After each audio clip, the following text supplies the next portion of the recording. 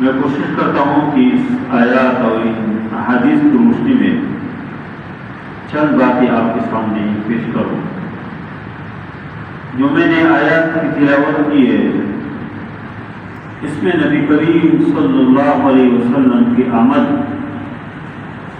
کو ایک احسان کے طور پہ اللہ نے ذکر کیا کہ اللہ نے اہل ایمان کے اوپر احسان کیا۔ لقد من اللہ علی المؤمنین اذ بعث فیہم رسولا من انفسہم۔ وہ احسان کیا ہے، وہ احسان یہ ہے کہ اللہ نے ایک پیغمبر بھیجا، ایک رسول بنا کے اللہ نے بھیجا، وہ انسانوں میں سے ہی اللہ نے بھیج دیا۔ کوئی فرشتہ نہیں ہے، کوئی نورانی مخلوق نہیں ہے، کوئی اور مخلوق نہیں ہے، بشر ہے، انسانوں میں سے اللہ نے پیغمبر بنا کے بھیجا۔ اور پھر آگے جو آیات ہے اس میں نبی کریم صلی اللہ علیہ وسلم کی بعثت کے جو بنیادی مقاصد ہے، بنیادی جو کام ہے، اس کا تذکرہ کیا کہ پیغمبر جو اللہ نے مبعوث کیا، ان انسانوں میں سے اللہ نے بھیج دیا، اللہ نے بہت بڑا احسان کیا، ان کی کرنے کا کام کیا، اس کو اللہ نے ذکر کیا۔ فرمایا کہ یتلو علیہم آیاتہ، قرآن کی جو آیات ہے اس کی تلاوت، وہ یزکیہم، اور دوسرے نمبر پر تزکیہ، ویعلمہم الکتاب والحکمہ، اور فرمایا کہ لوگوں کو کتاب کی تعلیم دے اور حکمت کی تعلیم دے، اور فرمایا کہ وَإِن كَانُوا مِن قَبْلُ فِي ضَلَالٍ مُّبِينٍ، یقیناً پہلے لوگ گمراہی میں تھے۔ اس نبی کریم صلی اللہ علیہ وسلم کی آمد کے ساتھ اللہ نے علم کی روشنی، دین کی روشنی، اسلام کی روشنی اللہ نے عام کی، اور وہ عرب جو جاہل لوگ تھے، جو ایک دوسرے کو قتل کرتے تھے، اللہ تعالیٰ نے اس پیغمبر کے ذریعے سے اللہ نے اس کو صحیح راستے کو پر لگایا۔ لیکن میں تو ابھی صرف نبی کریم صلی اللہ علیہ وسلم کی جو آمد ہے، اس کی جو ذمہ داری ہے، ان کے کرنے کے جو کام ہے، صرف ایک پہلو کی بات کروں گا کہ فرمایا کہ وَيَتْلُو عَلَيْهِمْ آیَاتِ، تلاوت آیات، قرآن کی جو آیات ہے اس کی تلاوت ایک بنیادی مقصد ہے جس کے لیے اللہ تعالیٰ نے نبی کو صلی اللہ علیہ وسلم کو مبعوث فرمایا۔ یہ قرآن کے اندر جو آیات ہے اس کو پڑھنا، اس کو سمجھنا، اس کے مطابق زندگی گزارنا، اور اسی آیات کو، اس کے نفاذ، اس کے تشریحات کو تک پہنچانا ایک بنیادی ذمہ داری ہے۔ لیکن سب سے بنیادی اور اول ذمہ داری جو نبی کریم صلی اللہ علیہ وسلم کے کاموں میں اللہ نے ذکر کیا وہ یہ ہے کہ یتلو علیہم آیاتی، کہ لوگوں کے اوپر اس قرآن کے جو آیات ہیں اس کی تلاوت کریں۔ اور یہ جو حدیث میں نے آپ کے سامنے پڑھنے کی سعادت حاصل کی، اس میں بھی نبی کریم صلی اللہ علیہ وسلم نے فرمایا کہ جو آدمی قرآن کے ایک حرف پڑھتے اس کے اوپر اللہ ایک نیکی دیتے، اور فرمایا کہ وہ ایک نیکی 10 گنا، یعنی جب کوئی آدمی ایک حرف پڑھتے اس کو 10 نیکیاں ملتے، 10 نیکی۔ قرآن کی ایک حرف، لفظ نہیں، جو قرآن کی ایک حرف پڑھے اس کو 10 نیکیاں اللہ تعالیٰ دیتے۔ اور پھر نبی کریم صلی اللہ علیہ وسلم نے فرمایا کہ لا اقول الف لام میم حرف، فرمایا کہ میں یہ نہیں کہتا ہوں کہ الف لام میم ایک حرف، الف لام میم، فرمایا کہ میں یہ نہیں کہتا ہوں کہ ایک حرف ہے، بل الف حرف ولام حرف ومیم حرف، فرمایا کہ الف الگ حرف ہے، لام الگ حرف ہے، اور میم الگ حرف ہے۔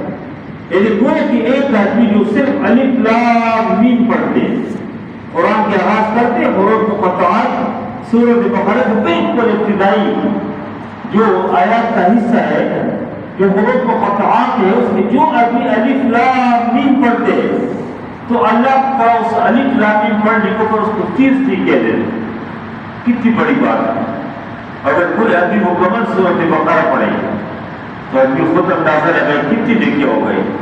اگر اللہ توفیق دے اور سورۃ آل عمران پڑھے، سورۃ نساء پڑھے، سورۃ مائدہ پڑھے، سورۃ انعام پڑھے، سورۃ اعراف پڑھے، اور اس طرح آگے جائے، انفال پڑھے، توبہ پڑھے، وہ ایک ایک سورت پڑھتے رہیں گے تو ایک مسلمان اور مومن کو اللہ تعالیٰ جتنی نیکیاں دیتے اس کے حساب آپ بھی نہیں لگا سکتے۔ اس کی قرآن کی ایک ایک حرف اس کے اوپر بہت سر نیکی۔ اگر آپ ان بڑی صورتوں کو چھوڑے اور آپ الف لام میم سے شروع کرنے کے بجائے والناس سے شروع کریں، یہ چھوٹی چھوٹی صورتیں جو حفظ کرتے ہیں، جو لوگ مفاد ہے وہ عموماً والناس سے شروع کرتے ہیں۔ اسی کو چھوٹی چھوٹی صورتیں اور آیات بھی چھوٹی چھوٹی ہے تو یاد کرنا آسان ہو جاتے ہیں۔ تو دیکھو آپ والناس سے شروع کریں، والناس میں کتنے آیات ہیں اور ایک آیات کے اندر کتنے حروف ہیں۔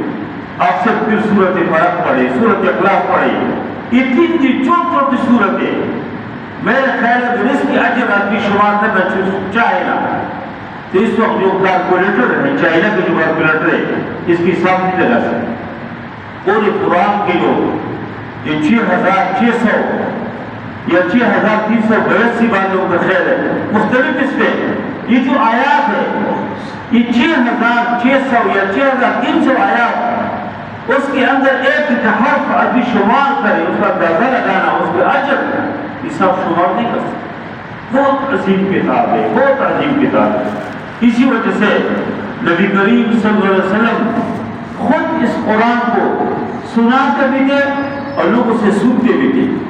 یہ جو رمضان کو اللہ نے فضیلت دی ہے نا، اس رمضان کو اللہ نے جو فضیلت اس قرآن کو ہے، شہر رمضان الذی انزل فیہ القرآن، رمضان کے ہم مہینوں کی طرف مہینہ ہے، لیکن اللہ نے اس کی جو فضیلت اس قرآن کی وجہ سے کہ اللہ نے اس مہینے میں قرآن کو نازل کیا اور جبریل علیہ السلام تشریف لاتے تھے اور نبی کریم صلی اللہ علیہ وسلم کے ساتھ باقاعدہ دور فرماتے تھے، قرآن رمضان کے اندر دور فرماتے تھے باقاعدہ۔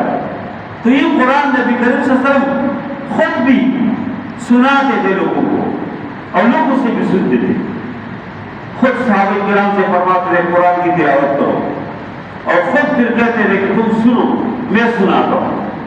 اور ایک موقع پہ حضرت عبداللہ نے مسعود رضی اللہ عنہ سے فرمایا کہ مجھے قرآن کی تلاوت کرو۔ حضرت عبداللہ نے مسعود فقہاء مدینہ میں شامل ہے، بہترین فقیہ آدمی تھے، قرآن کی تلاوت کرتے تھے۔ تو ان سے پوچھا، نبی کریم صلی اللہ علیہ وسلم نے فرمایا کہ اقرأ علیہ القرآن، مجھے قرآن کی تلاوت کرو۔ حضرت عبداللہ نے مسعود نے فرمایا کہ یا رسول اللہ اقرأ علیک وعلیک انزل، میں قرآن کی تلاوت کروں، یہ قرآن تو آپ کے اوپر نازل ہے، یا اللہ کے نبی آپ تو صاحب ہوا ہے، یہ قرآن آپ کے اوپر نازل ہے تو میں کیسے آپ کے سامنے قرآن کی تلاوت کروں؟ اللہ کے نبی صلی اللہ علیہ وسلم نے فرمایا کہ انی احب ان اسمعه من غیری، فرمایا کہ مجھے بات پسند ہے کہ میں قرآن کسی اور سے بھی سنوں، میں آپ سے سننا چاہتا ہوں، آپ پڑھیں۔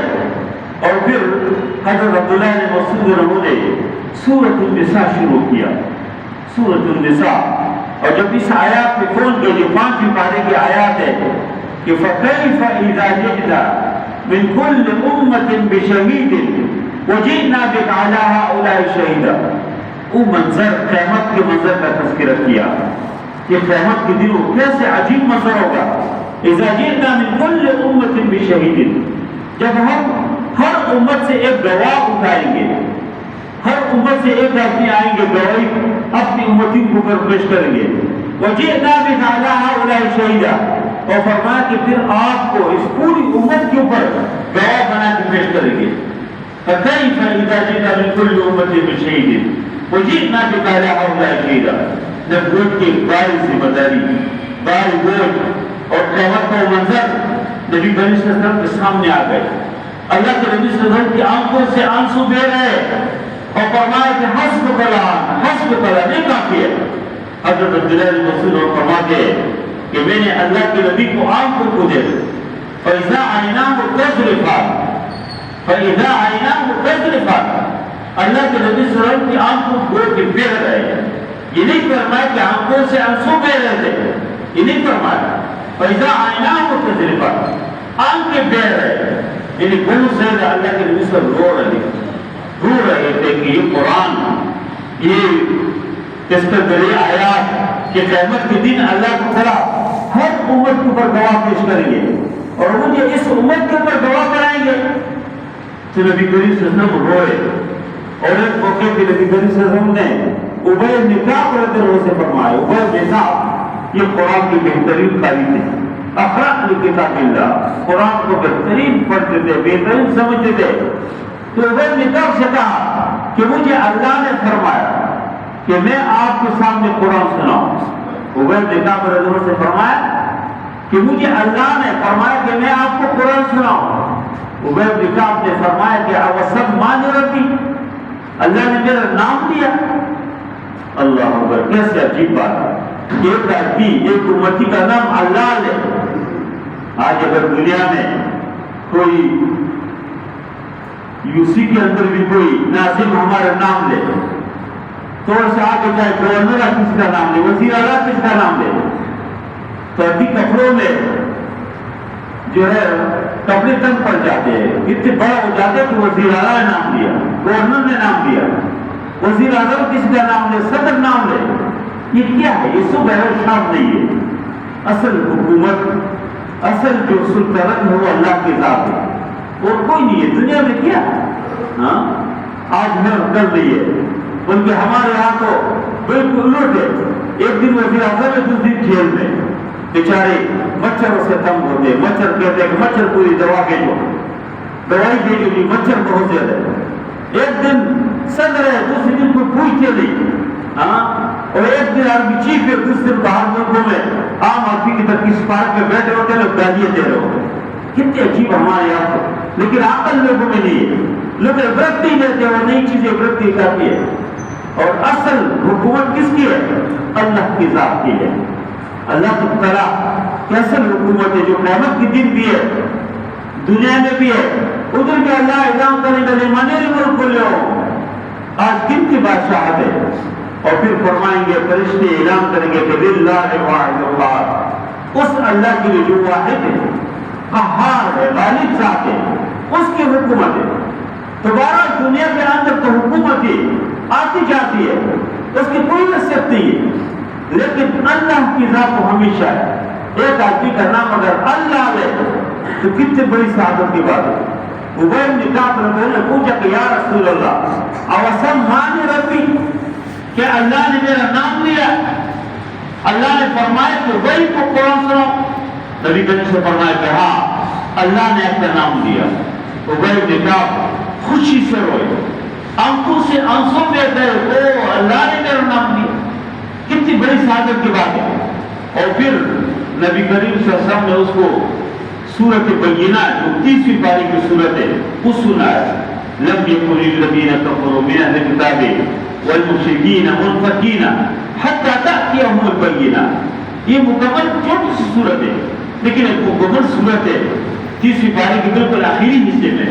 آپ اس کو پڑھیں گے آپ کو بہت مزہ آئے گا۔ اللہ نے اس میں اندر یہ بتایا کہ خیر البریہ کون ہے، اس زمین کے سب سے بہترین مخلوق کون ہے، اور شر البریہ کون ہے، اس مخلوق کے اس روئی زمین کے سب سے خراب کون ہے۔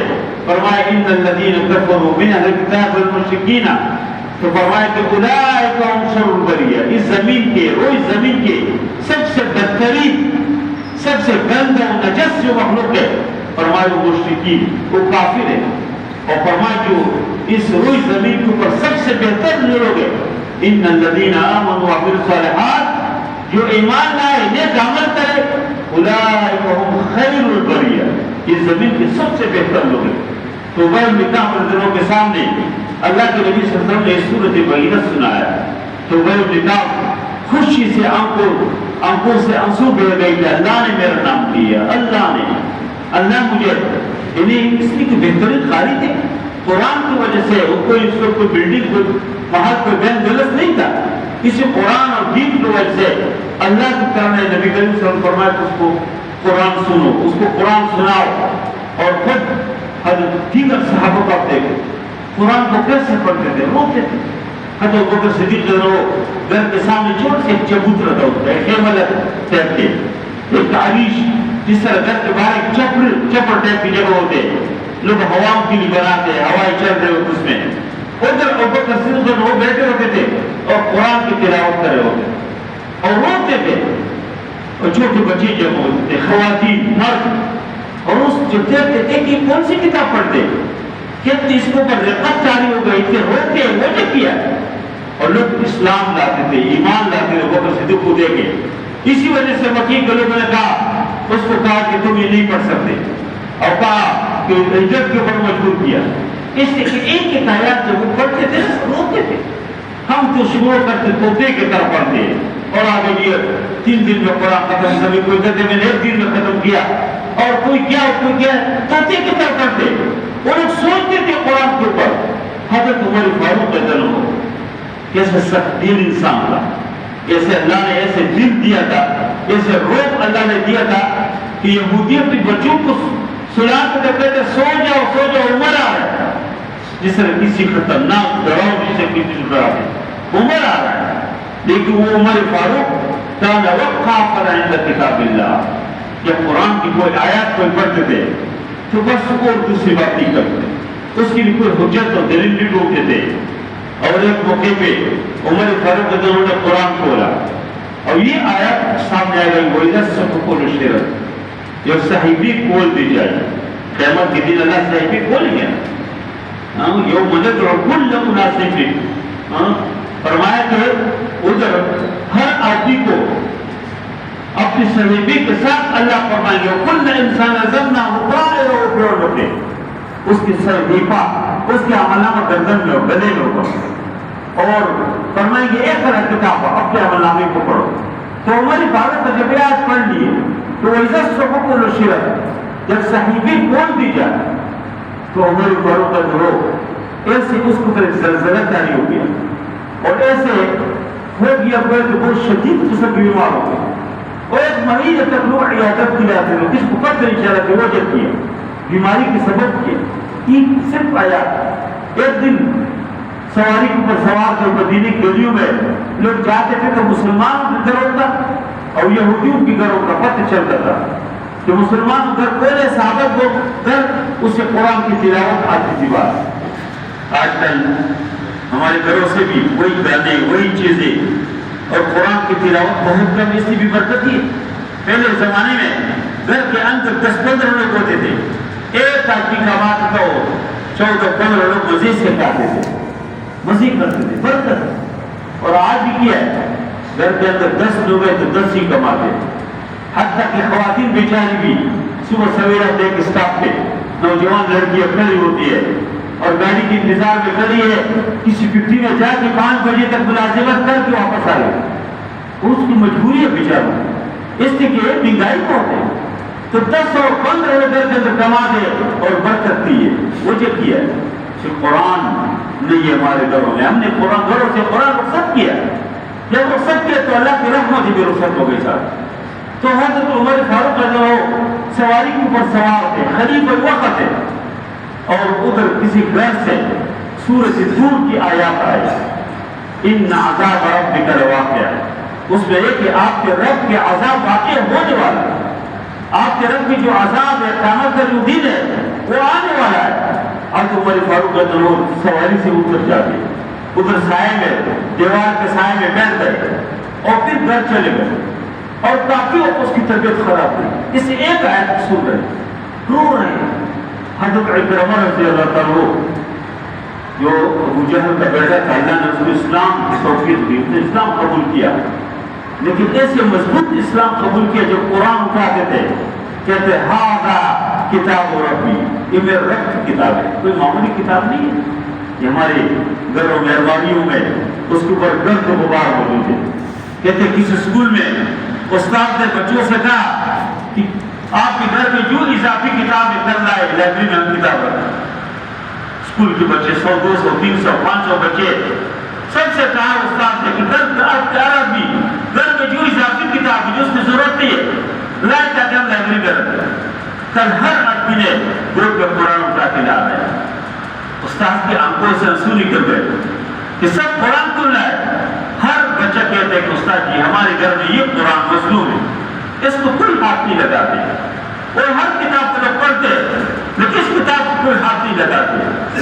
کہ جب ہمارے حشر یہ ہو، ہمارے حدت یہ ہو کہ قرآن سب سے اضافی کتاب ہو کر کے اندر اس کو ترجمہ اور تشریح اور اس تفسیر کے اندر پڑھنا تو دور کی بات ہے، اس کی تلاوت بھی ہم نے کرے. تو اللہ کیسے ہمارے پر رحم کرے گا؟ اللہ تعالیٰ کے رحم کیسے؟ اللہ تب رحم کریں گے کہ اللہ کے رحم کی مستحق بن جائے۔ تو حضرت عمر رضی اللہ عنہ جب قرآن اٹھاتے تھے روتے تھے، کہتے ھذا کلام ربی، ھذا کلام ربی، ھذا کتاب ربی، کہتے میرے رب کی کتاب ہے۔ اور جب کھولتے تھے پڑھتے تھے پھر چونتے تھے، کہتے ھذا کلام ربی، رب کی کلام ہے، میرے رب کی کلام ہے، میرے رب کی کتاب، رب کی کلام۔ اور پڑھتے تھے دل کی سکون حاصل کرتے۔ اور صحابہ میں ایسے صحابہ ہے کہ ایک ایک آیات کو پورا پڑھتے، ایک ایک آیات۔ کہ حضرت سعید بن جبیر رضی اللہ تعالیٰ وہ ایک رات پوری رات جو اس نے آیات تلاوت کی کہ وَامْتَازُوا الْيَوْمَ أَيُّهَا الْمُجْرِمُونَ، سورۃ یاسین ہم پڑھتے لوگ کہتے سورۃ یاسین فجر میں پڑھو گی، پڑھنا چاہیے، رات میں تبارک الذی پڑھنا ہے، سورۃ واقعہ پڑھنا چاہیے، لیکن تھوڑا سے آدمی سمجھ کے پڑھے کہ اس میں کیا۔ تو حضرت جبیر رضی اللہ عنہ ایک رات اسی آیات کو پڑھ رہے، سورۃ یاسین کی آیات کہ وَامْتَازُوا الْيَوْمَ أَيُّهَا الْمُجْرِمُونَ، کہ قیامت کے دن اللہ فرمائیں گے کہ اے مجرموں ان لوگوں سے الگ ہو جائے جو ایمان والے ہیں، جو عمل صالح والے ہیں، ان سے الگ ہو جائے۔ وَامْتَازُوا الْيَوْمَ أَيُّهَا الْمُجْرِمُونَ، اے مجرموں الگ ہو جائے۔ أَلَمْ أَعْهَدْ إِلَيْكُمْ، میں نے آپ سے وعدہ نہیں کیا تھا کہ اللہ تعبدوا الشیطان، تم شیطان کی عبادت نہیں کریں گے، وَأَنِ اعْبُدُونِی، تم میرے عبادت کرو، ھذا صراط مستقیم، سیدھا راستہ۔ یہ آیات پڑھتے رہے روتے رہے، پڑھتے رہے روتے رہے، اور فجر ہو گئی اس حالت میں۔ اور خود نبی کریم صلی اللہ علیہ وسلم کے اس طرح بہت سارے واقعات ہیں کہ نبی کریم صلی اللہ علیہ وسلم پوری رات ایک آیت پڑھی۔ ایک جو یہ آیات ہے سورۃ مائدہ کی بالکل آخری آیات ہے عیسیٰ علیہ السلام کے واقعہ میں، تو اس میں یہ ہے کہ ان تعذبهم فإنهم عبادك وإن تغفر لهم فإنك أنت العزيز الحكيم۔ یا اللہ یہ بندی ہے، اس کو تم عذاب دیتے ہیں تو اب بندی ہے، آپ دے سکتے ہیں۔ وإن تغفر لهم، اگر تم میرے اس امتیوں کو اپنے بندوں کو معاف کرے، فإنك أنت العزيز الحكيم، تو تم عزیز ذات ہے، تم غالب ذات ہے، تم حکیم ذات ہے، حکمت والے، کوئی آپ کو پر زور زبردستی نہیں کر سکتے کہ اس کو عذاب کیوں دے رہے ہیں۔ یا اللہ تم معاف کرو، ایک آیات، یا اللہ یہ آپ کو بندی ہے، اس کو تم عذاب دینا چاہتے دے سکتے، تم معاف کریں گے تو اے اللہ آپ کی حکمت ہے۔ اسی ایک آیات میں پوری رات روتے رہے۔ آج دیکھو نبی کریم صلی اللہ علیہ وسلم کی سنتوں کو کوئی قدر کرتے، کوئی عزت ہے اس کی، جس طرح کی چاہتے چل رہی تو سنت ہے جی، یہ تو فلان کام ہے جی، اللہ کے نبی کی سنتوں کے ہم قدر نہیں کریں گے تو آہستہ آہستہ ہم سے فرض چھوٹ جائے، اور جس کی فرض چھوٹ جائے حضرت عبداللہ بن مسعود فرماتے ہیں کہ تم اگر نوافل کے خیر نہیں کریں گے تو آپ کی سنت ضائع ہو جائے گی، آپ سنت کو ضائع کریں گے آپ کے فرض ضائع ہو جاتے ہیں، اور جو فرض کو ضائع کرے فقط ہلاک، وہ ہلاک ہو گئے، تباہ ہو گئے۔ اس سے سنتوں کا خیر کرنا چاہیے۔ نبی کریم صلی اللہ علیہ وسلم پوری رات روئے، جسے تو اللہ کے نبی صلی اللہ علیہ وسلم کئی بار روئے اپنی امتوں کے لیے۔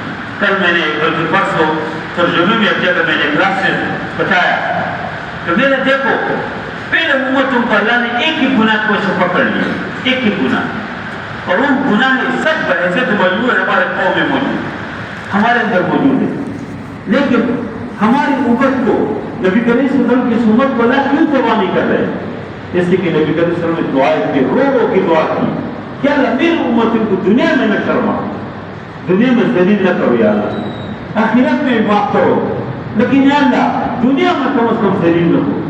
دیکھو شعیب علیہ السلام کو قوم کو اللہ نے صرف ایک گناہ کی وجہ ناپتول میں کبھی وہ قوم کرتی تھی، اللہ نے اس پوری قوم کے اوپر عذاب بھیج دی۔ ہمارے مارکیٹ میں دیکھ اللہ ماشاء اللہ اچھے لوگ موجود ہیں، نیک دکاندار اچھے لوگ موجود ہیں، لیکن آپ کو کتنے دھوکے موجود ہیں، کتنے ہم دھوکے سے چیزوں کو فروغ کرنا، اور بلکہ میں نہیں سمجھتا ہوں کافروں کو ہم نے دھوکے سمجھائے۔ چائنا میں ادھر ہنسو کپڑے کے مارکیٹ کے بہت بڑا شہر، ادھر چائنیز کو ہمارے یہاں کے لوگ جاتے یا اعظم مارکیٹ کے کراچی کے تاجر جا کے ان سے کہتے کہ آپ جو ہمارے لیے کپڑے کے جو کام ہے اس کے اندر کپڑا ہو 80 میٹر کی یا 85 میٹر کی یا 90 میٹر کے، اس کو لیبل لگا 100 میٹر. جب پہلے بارے کام کی اور چائنیز لوگوں نے کہا خدا کو بولے تم کیسے کر رہے یہ دھوکہ کہ وہ کام 80-85 میٹر سے ہم 100 میٹر کیسے نکلے. انہیں کہا نہیں تم کرو. اور وہ بیچاروں نے ان کے کہنے ہو تو ان کا تو کاروبار ہی ہے کوئی مسئلہ نہیں کیا. اس کے نتیجے میں کیا ہوا کئی لوگ دیوالیاں بن گئے جس کے 2-10 5 کے کنٹینرز کپڑے کے کاروبار ہو ان کا کپڑے لائے اور ہر کام میں 10 میٹر 15 میٹر کم ہو تو بیچارہ کیا کرے. یعنی چائنیز لوگ مذاق اڑاتے کہ بھائی تم کیسے مسلمان تم دھوکہ میں سکھا رہے ہو. یہ دھوکہ نہیں ہے تم اپنے مسلمان بھائی کے ساتھ دھوکہ نہیں کر رہے. ایک کپڑا تم لے کے تو پھر لوگوں نے ادھر اس کے لیے الگ مزدور رکھا کہ جب وہ کپڑے ادھر لاتے تو ایک آدمی بیٹھے اس کو میٹر سے جو ہے اس کو ناپتے ہیں اس کے حساب لگا اور کتنی دھوکے جو کرتے ہیں. لیکن اللہ ہمیں ہمارے اوپر عذاب کیوں نہیں بھیج رہے. اسی کے نبی کریم صلی اللہ علیہ وسلم دعا کیا اللہ کے نبی نے اس امت کی روئے. اور دیکھیں آپ لوط علیہ السلام کی قوم کو اللہ نے ایک گناہ کو سے دبا کہ وہ ہم جنس پرست تھے. ہمارے یہاں پر ٹرانسجنڈر کی جو بل پاس کیا اور پورے ہمارے نمائندوں نے جس کو ہم نے ووٹ دیا کہ کوئی آسمان سے نہیں اترے ان سب نے مل کے اس قانون کے حق کو ووٹ دے دیا کہ بس صحیح ہے. ایک لڑکا اگر لڑکی کے ساتھ شادی کرتے کر دے تو لڑکی اگر لڑکی کے ساتھ شادی کرتے کر دے تو ٹرانسجنڈر کے اس معاملے میں انہوں نے ایک حکومت کی بھی حرام ہو جاتی جس میں ہر طرح کے لوگ موجود ہیں لیکن اللہ نے اس میں صرف مشتاق خان جو سینٹ کے اندر اکیلے تھے اس نے کہا خدا کے بندو ایک اسلامی ملک لے کے رہیں گے پاکستان بن کے رہیں گے پاکستان کا مطلب کیا لا الہ الا اللہ. اس اسلامی ملک کے اندر یہ قانون اور اس نے اکیلے اس بندے نے اس پوری اسی بل کے خلاف مہم چلائے اور ہر کورٹ کی بات کی اور بل اکیل جو ہے کچھ لوگ تو ویسے انہیں کہا میں تو پتہ بھی نہیں کہ اس قانون کا مطلب کیا اسی چیز پر ہوتے. لیکن یعنی ہم اس گناہ کو قانونی حیثیت دینا چاہتے ہیں تو وہ کوئی کرتے تو کرتے تو اس طرح ہر گناہ یعنی اسی گناہ کی وجہ سے لوط علیہ السلام کی قوم کو پوری قوم کو اللہ نے آسمان کو اٹھایا فرشتے سے کہا آسمان کو اٹھایا آسمان سے نیچے گرایا اور اوپر سے پتھروں کی بارش کی. لیکن اللہ نے اس کو کیا ایک گناہ کو اچھا لیکن اس امت کے اوپر کیوں یہ اس طرح نہیں ہے. تو بہرحال میں کہنا چاہ رہا تھا کہ یہ حضرت نبی کریم صلی اللہ علیہ وسلم اسے ایک آیات کو پڑھتے رہے اور روتے رہے کہ ان تعذبهم فإنهم عبادك وإن تغفر لهم فإنك أنت العزيز الحكيم. بہرحال میں درخواست کرتا ہوں اس قرآن کے ساتھ تعلق رکھو. میرے سامنے جوان بھی موجود ہے بزرگ بھی موجود ہے ماشاءاللہ سب ایجوکیٹڈ لوگ ہیں. اللہ نے بہت کچھ آپ کو دیا بیل بلند دیا گھر دیا بنگلی دیا لیکن سکون جو ہے اس قرآن میں. مولانا مودودی رحمہ اللہ پاکستان کے ایک بہت بہترین عالم گزرے. باہر دنیا میں آپ جائیں گے آپ کو اس کا سب پتہ چل جائے گا. یہاں کچھ لوگوں نے مفتیوں نے کچھ جو ہے جو فرقہ پرست لوگ ہیں اس نے اس کے اوپر فتوی بھی لگائے. لیکن آپ باہر جائیں گے تو دو لوگ پاکستان کے تاریخ پاکستان کو جو جانتے دو لوگ کے نام سے جانتے. یا علامہ اقبال کے بارے میں آپ سے پوچھیں گے کہیں گے کہ تم علامہ اقبال کو تعریفو علامہ اقبال یا آپ سے کہیں گے کہ تم تعریفو شیخ مودودی کو جانتے ہیں آپ کہیں گے کہ ہاں میں مودودی بھی جانتا ہوں. وہ آپ کو چھوڑیں گے وہ کہیں گے کہ تم واقعی مودودی کو جانتے. مولانا مودودی الحمدللہ اس نے اسلام کو اصل شکل میں کوئی اس نے فرقوں کی بات نہیں کی اصل شکل اس کی ترجمہ قرآن تفسیر ہے دیگر لٹریچر ہے اسلام کو اصل شکل میں پیش کیا. تو مولانا مودودی کی قول ہے وہ کہتے ہیں کہ قرآن اور سنت کی دعوت لے کر پوری دنیا پر چاہے پوری دنیا پہ چاہ جانے انقلاب کا راستہ تبدیلی کا راستہ سکون کا راستہ خیر کا راستہ اور جو آپ سمجھے جس کی لگ تک جو کر دے وہ راستہ صرف کسی قرآن کے ذریعے سے. اللہ اقبال نے یہی کہا کہ وہ قرآن میں متضمن اے مرد مسلمان اللہ کرے تجھے آتا جدت کی کردار کا جدت چاہیے. آپ چاہتے کہ آپ کو سکون مل جائے آپ کچھ کر گزرے تو اس کا راستہ یہ قرآن ہے اللہ کی بہت بابرکت کتاب ہے جو ہم نے پیچھے تک کے کبھی رمضان میں بس کسی موقع پہ اٹھایا اور ہاتھ اس کو لگایا یہ کافی نہیں ہے. قیامت کے دن اللہ پوچھیں گے کہ یہ 30 پارے قرآن تم نے اس کو پڑھا تھا کہ نہیں، اس میں کیا تھا؟ اس 30 پارے قرآن میں صرف نماز کا ذکر نہیں ہے، صرف روزے کا ذکر نہیں ہے، صرف حج کا ذکر نہیں ہے، یہ تو ایک رکوع میں آ سکتے ہیں، ایک پارہ چلو، لیکن جو 30 پارے قرآن ہے اس میں کیا ہے؟ اس میں زندگی کے ہر حوالے سے ہدایات موجود ہے۔ اس لیے ہمیں اس قرآن کو پڑھنے سمجھنا چاہیے۔ دیکھو آج جو پوری دنیا میں جو امن نہیں ہے، مسلمان جو ہے ذلیل ہے، مسلمان کمزور ہے، اس قرآن سے دور ہے۔ اس لیے کافر ہمارے اوپر جاری ہے۔ کسی دور میں کافر مسلمان کے نام سن کے وہ بات کر کے وہ اپنے مال کے فیصدے کی جزیہ پیش کرتے تھے، لیکن آج مسلمان صبح اٹھتے مسلمان حکمران وہ سوچتے کہ ایسے بیان دو کہ امریکہ خوش ہو جائے، برطانیہ خوش ہو جائے، نتنیاہو خوش ہو جائے۔ کیوں کرتے؟ کیوں ذلیل ہے؟ اس لیے کہ قرآن سے دور ہے۔ ہمارے حکمران سے پوچھے، ان بیچاروں کو سورۃ اخلاص یاد نہیں ہے، ان کو انا اعطیناک الکوثر یاد نہیں ہے، جو ہمارے بچوں پر الحمدللہ یاد ہے۔ جیسے آدمی اسلام کو کیا کرتے ہیں، پاکستان کو اسلام کی طرف لے جائیں گے، لیکن اس میں ان کا قصور نہیں ہے۔ ہم سے بھی اللہ پوچھیں گے کہ لوگ خود ادھر بات کے نہیں گئے، کوئی فوجی خلاف تو نہیں آیا، اس نے کوئی دھماکہ تو نہیں کیا، وہ تو آپ کی کندھوں کے اوپر بیٹھ کے ادھر گئے۔ تو اس لیے ہر آدمی اس وابستگی کے اوپر سوچے کہ کن کے ساتھ وابستہ ہے، ان کے ذریعے سے کن لوگوں کو تقویت ملتے۔ تو بہرحال اس قرآن کے ساتھ ہم تعلق بنائیں گے، اس قرآن کے قریب ہم آئیں گے تو اللہ کی طرح ہمارے مصیبت ہے۔ دیکھو یہ جو غزہ ہے نا، غزہ کے اوپر 1949 سے تقریباً 1949 بلکہ اس سے پہلے سے بھی اس کے اوپر مظالم شروع ہوئی ہوگی، لیکن غزہ کی جیب سی پٹی ہے، لاہور سے کم آبادی اس کے، لیکن کیوں بچا ہوا؟ اس قرآن کی وجہ سے۔ اس کی ہر بچے کو قرآن یاد ہے، اس کے ہر عورت کو قرآن یاد ہے۔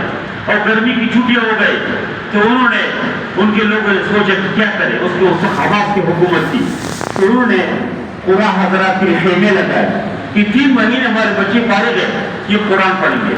اس میں ایسے بے شمار بچے جس نے 3 مہینے میں مکمل قرآن یاد کیا، کوئی تقریباً 3000 تک بچے۔ لیکن جو اسماعیل حنیہ جو شہید ہو گئے تھے، ان کا چھوٹا بیٹا تھا، اس نے 35 دن میں قرآن یاد کیا۔ اس وقت اسماعیل حنیہ حماس کے وزیر اعظم تھے، ان کے بیٹے نے 35 دن میں قرآن یاد کیا، اور پھر وہ بیٹا بعد میں انجینئر بھی بن گیا۔ اور ابھی اسماعیل حنیہ کے گھر کے جو 17 لوگ شہید ہو گئے، اس میں وہی حافظ قرآن بھی شہید ہو گیا۔ لیکن آج بھی اسرائیل حیران ہے کہ ہم نے کس دلوں کے ساتھ ہم نے پنگا دیا۔ بظاہر تو ہم دیکھ رہے نہیں ہیں، یقیناً لوگ شہید ہو رہے، بچے بھی شہید ہو رہے اور خواتین بھی، لیکن اسرائیل کو جو پریشان کیا وہ کیا وجہ ہے؟ یہ صرف قرآن کی وجہ سے۔ اور میں کہتا ہوں کہ ویسے بھی مرنا تھا انہوں نے، ویسے بیچاروں کو گھروں کے اندر اس کے اوپر تشدد کرتے تھے، اور بہنوں کے سامنے، بیٹیوں کے سامنے، ماں کے سامنے ان نوجوانوں کو شہید کرتے تھے، لیکن اس نے غیرت کا راستہ انتخاب کیا۔ لیکن اس کے نتیجے میں کیا ہوا؟ ایک بہت بڑا جو کام ہوا ہے وہ یہ ہے کہ پورے ہم ایک امت بن رہے ہیں الحمدللہ۔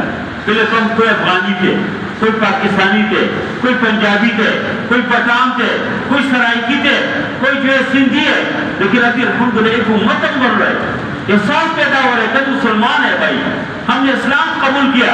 جس طرح یہودی ہمیں کاٹ رہے ہیں تو اس نے یہ نہیں دیکھا کہ کس علاقے کے کون سی زبان پڑھتے ہیں، اس کے یہ بریلی ہے کہ دیوبندی ہے، اس کو نہیں دیکھا۔ جب کچھ افغانستان میں امریکہ کے بمباری ہو گئی، کسی مسجد کو نہیں دیکھا کہ یہ مسجد کس کی ہے، یہ بریلیوں کی ہے، دیوبندیوں کی ہے، کس کا۔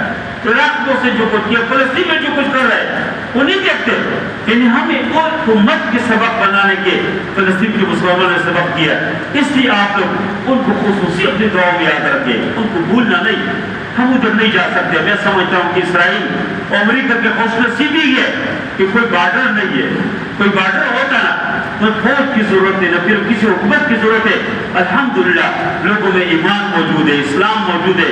اس افغانستان سے امریکہ اور روس یہ لوگ ذلت کے ساتھ گئے تو اس میں لوگوں کا حصہ ہے۔ دیر کے پاؤں سے لوگ گئے، باجوڑ سے لوگ گئے، اس لاہور کے لوگ شہید ہو گئے، کراچی کے لوگ گئے، بلوچستان کے لوگ گئے، اور انہوں نے ان کا مقابلہ کیا۔